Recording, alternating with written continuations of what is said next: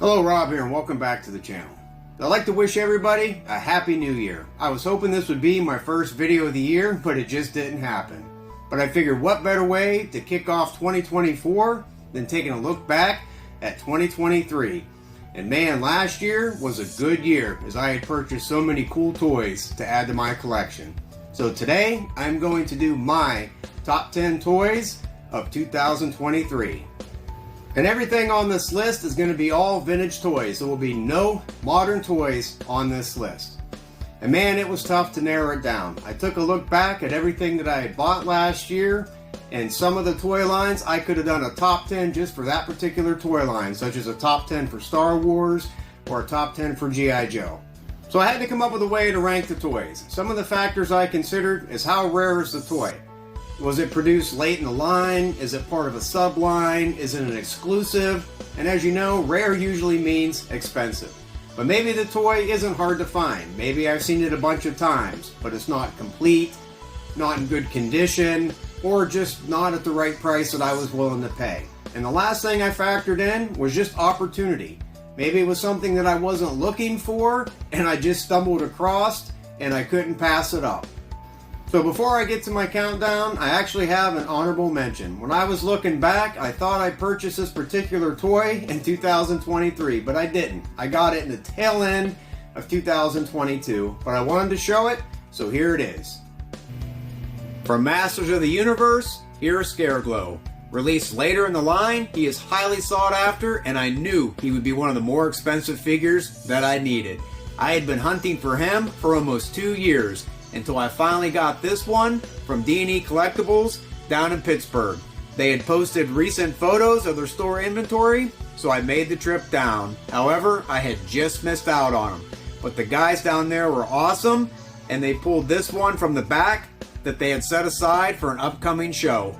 He's 100% complete with his mini comic, his staff, and his cape. And his glow-in-the-dark feature still works, so let's take a look. So here he is with the light on, and here he is with the light off. Now they also made another version with the glow-in-the-dark staff, so maybe down the road I'll be able to pick that up too. And who doesn't love Scareglow, as he is one badass figure, and probably one of my favorites. As I mentioned before, I started collecting Masters of the Universe in 2021, and it took me almost 2 years to finally track down this figure. Because usually either he wasn't complete, or he had been broken and repaired, or just wasn't in good condition, because as you know, that glow-in-the-dark plastic is very fragile. And if I had done a top 10 of 2022, he probably would have been number 1 on my list. So now, on with the countdown, and let's take a look at my top 10 toys of 2023. Number 10. And number 10 on my list is Shocking Shark from the Battle Beast line. Now, Battle Beast only made 3 playsets, and after I picked up that huge lot from Renegade Toys, this was the only one that I was missing. So I was able to find this one on eBay, and it is 100% complete. And here it is, transformed from Shark Mode to Base. This one was in excellent condition with all stickers present. Out of the 3 sets, this is probably the hardest to find complete because usually the outside fins are missing or broke.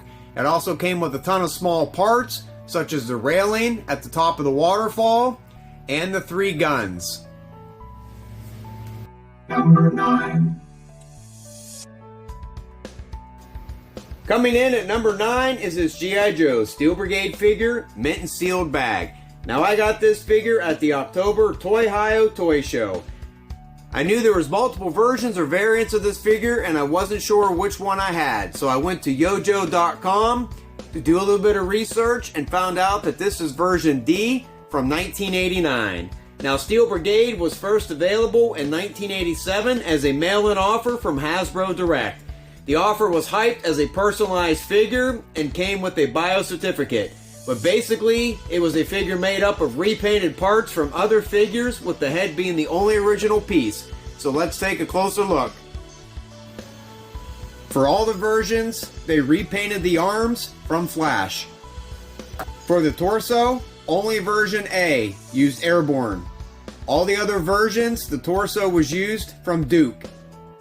The waist either came from Gung Ho or from the Cobra Soldier.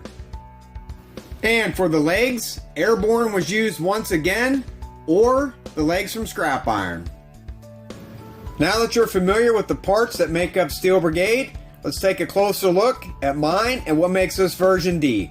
The defining characteristics of version D is the torso from Duke, the waist from the Cobra Soldier, and the legs from Airborne. Now there are also a number of other variations for the accessories, and this is one of those, as the rifle here came from Recoil. Be sure to check out yojo.com. I'll leave a link in the description. Number 8. Coming in at number 8 on my list is Decepticon jet Dirge. He was the last of the 6 Seeker jets that I needed, and I had been hunting for him for quite some time. So I was very happy to find him at the Toy Palooza Toy Show back in April. The box is in excellent condition with a slight flap crease, but the robot points are intact. And he came with the hard to find bubble insert that I'm always looking for when it comes to my G1 Transformers. And Dirge himself is 100% complete with all weapons and accessories. Was in beautiful unplayed with condition, and the stickers had never been applied. The sticker sheet, catalog, and the red decoder are still sealed in the bag. Now I'd only purchased 5 Transformers all year long, so that goes to show how hard it is to find the ones that I still need to add to my collection. Number 7. From G.I. Joe, here's the Hammerhead, released in 1990. Now I purchased this back at the Toy Ohio Toy Show in June. I was there with my friend William, who actually found this for me. At one table, there was 2 of these, but they were on the floor and I walked right past them. One was in the box and one was loose. And since he collects everything loose and I collect everything in the box, we bundled these together and got one heck of a deal. It is 100% complete, so let's take a closer look. Now I love finding the boxes for G.I. Joe, but some of these boxes are extremely hard to find in good condition. At first glance, the front of this box was in excellent shape, hardly any shelf wear, and the graphics were bright and vibrant and fantastic. However, when I turned the box over, that's when I noticed the problems. So the top seam, all along the top, had come completely undone. And somebody had used a knife and had scored all the way across the bottom, so the whole back panel had been completely removed, and I almost passed on this. Then I remember seeing a video from Toy Ploy, so I used a little bit of bookbinding glue for the top seam and a little bit of gum back tape for the inside, and the box was as good as new again. And man, this thing had a ton of parts, as it was 6 vehicles in one. I'm so glad William was there as the Joe expert to make sure that it was 100% complete. You have 2 one-man submarines, 2 one-man sea sleds. You have all kinds of guns, missiles, torpedoes, a command module, the vehicle itself, and the wheels. And it was all there. It even came with the very hard to find driver and decimator, complete with helmet and his gun. And this figure alone can sell for over $100. So I was happy that I got this whole thing for about $220 complete. Number 6. From Star Wars, here is Blue Snaggletooth. Now if you're not familiar with this figure, here's a quick history. Blue Snaggletooth was a production mistake. When Kenner was designing the figure, the only visual resource they had for the character was a grainy black and white photo of the character's head. Without sufficient details from Lucasfilm, Kenner basically guessed at the color, choosing blue, and the height, making him average human height. But when Star Wars hit the big screen in 1977, Kenner's producers were shocked to see that Snaggletooth was about 3 feet tall and wore a red suit. So the blue-suited alien was quickly replaced with the shorter red figure. Now Blue Snaggletooth was never sold carded. He was only available in 1978, in the Sears Cantina Adventure Set or the Greedo Snaggletooth 2-pack, also sold by Sears. Exclusively sold by Sears, the Cantina Adventure Set includes a cardboard backdrop and 4 action figures: Blue Snaggletooth, Greedo, Hammerhead, and Walrus Man. And this is what makes him rare and hard to find in good condition. Number 5. From Masters of the Universe, here's Rotar from 1986.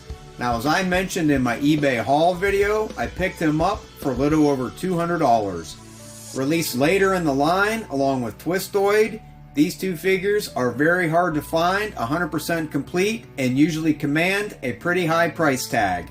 Now, he was not 100% complete, as he was only missing one of the small white gears, but did include his mini comic and his axe. I considered him to be a mini grail item, and I was very happy to add him to my collection. Number 4. And here is the G.I. Joe Dreadnought Ground Assault.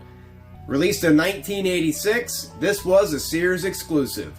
The Jeep was basically a repaint of the Vamp, and the motorcycle was a repaint of the Ram. Now, I got this at Adam's Action Figures and Comics Thanksgiving Day sale.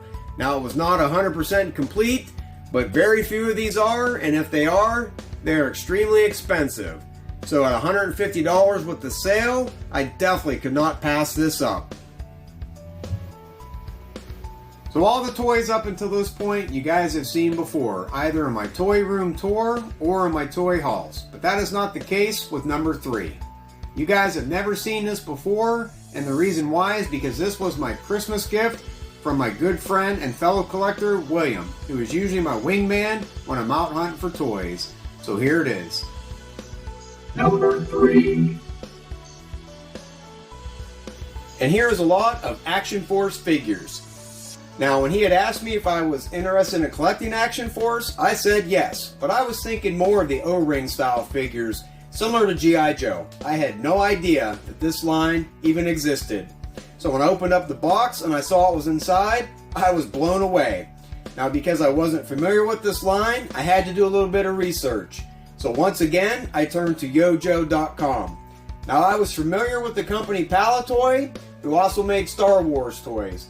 But in the early 80s, they also released a line of military 3 3/4 inch figures called Action Force. And these were articulated like Kenner Star Wars figures with 5 points of articulation. Now in the back, we have the Z-Force Jeep and the Shadow Track. And as far as the figures, we have Mutton, we have the British Tupera, we have a Ground Assault, and we have the SAS Squad Leader.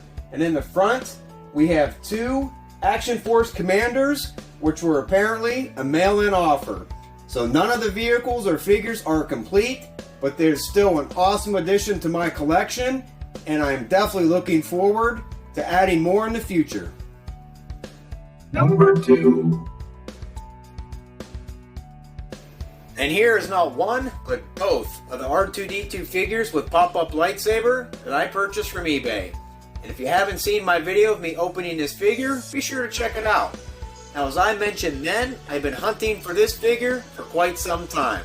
I wasn't trying to win both auctions, but was extremely happy when I did. I feel that out of all of the last 17 figures, this figure is the hardest one to find in mint condition.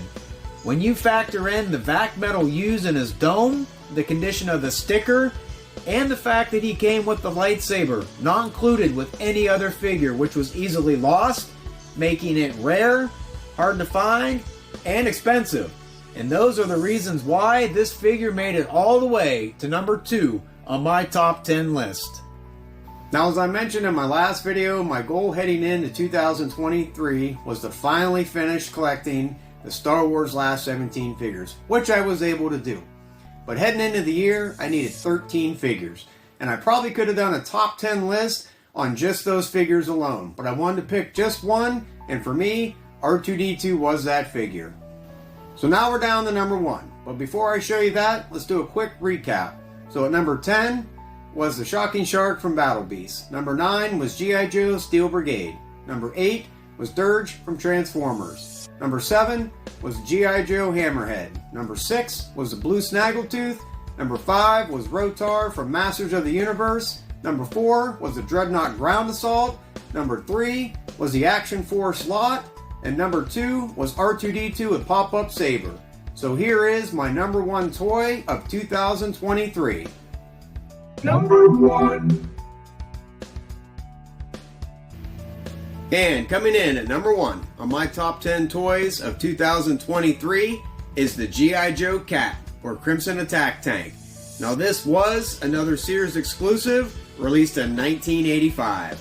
It is 100% complete with the red machine gun, which is usually missing, the battery cover, which is usually also missing or has broken tabs, and the even harder to find original box. And the best part is that after 40 years, it's still in working condition. So let's take a look.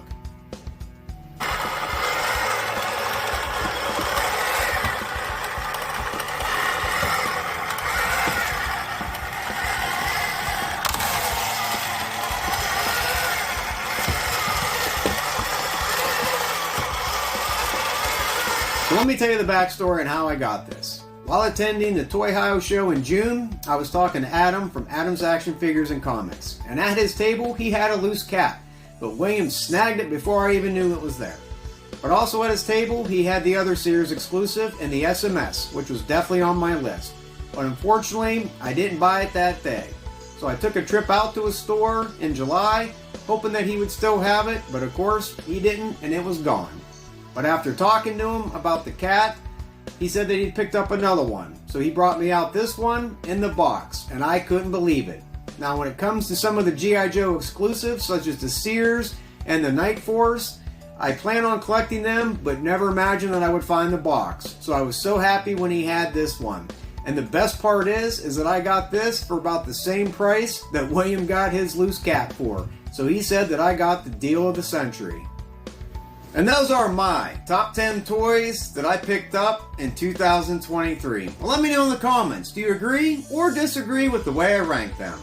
Was there something in my recent haul videos that you would have added to that list? And what was your number 1 toy that you picked up throughout the year? If you're new to the channel and just joining in and want to catch up, check out my other videos. And make sure to hit that subscribe button. Some of my upcoming videos will include attending Toy Hio next month. I still have to do an update video on all of these G.I. Joe classifieds that I've been buying lately. I have something planned for my Star Wars collection that I've been hinting at, but I haven't revealed what that is. And I'm waiting for the Eternia playset to come in from Masters of the Universe Origins. And I would like to do an unboxing and review of that as soon as I figure out where in the heck I'm going to put it. So if you enjoyed this video, help support the channel by clicking that like button. Thank you for watching, and I'll see you next time.